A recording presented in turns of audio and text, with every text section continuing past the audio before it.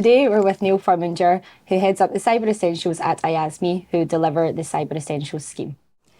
In today's episode, we'll be talking about Section 2 of the assessment, which is scope. So, Neil, what are the requirements for this section? So scope is about the devices you need to apply the controls of the Cyber Essentials scheme. Okay, so that includes the end user devices. This is laptops and desktops, tablets, mobile phones.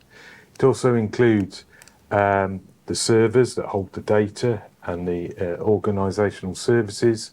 It includes firewalls, which are the boundaries to the internet, and also the cloud services the organisation uses. So, Steve, what are some of the common pitfalls with this section of the assessment? One of the main things with this section is, I would say, the scope description. So I'm going to hand this over to Neil to explain, what makes a good scope description. Well, when we're looking for a good scope description, we need it to be cover, and so anybody who requires to look at the certificate understands exactly what's in scope. So we want that to be nice and clear. So if it's whole company, it's very simple. It's when a whole company cannot get certified. So we're looking for more of an excluding statement. So then you tell us which parts of the company or the networks. It's actually because Cyber Essentials is about technical networks and those boundaries. We need to know which networks are not in scope. So we like an excluding statement that may say excluding the developers network and the test network from that organisation. It just makes it clearer to understand what is actually out of scope. Sometimes just putting it by project or department and just saying these are not included, doesn't define us it by the technical boundaries we need to understand in Cyber Essentials, which are networks. Again, a lot of things that we see is that some clients think that BYOD devices are like, all right, we don't need to include them because they're BYOD.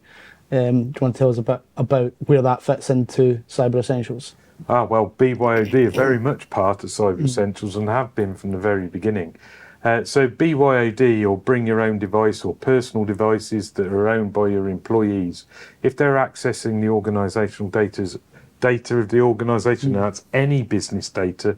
When we talk about organisational data, there's no data for classification included in Cyber Essentials.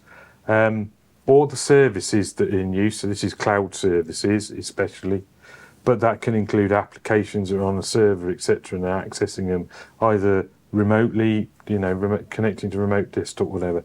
Those BYOD devices, they're definitely in scope.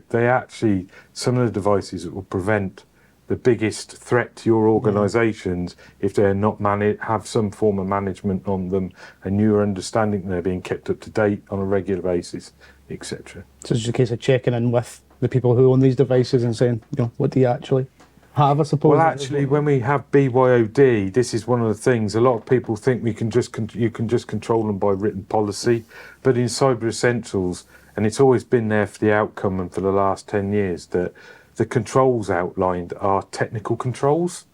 So you need to have some technical measures around those BYOD devices. And I suggest looking at your cloud services, because something in Microsoft 365, it will understand what devices are connecting. And you need to have what we call conditional access policies, mainly, to control those devices by looking at the support level of the operating system. All right?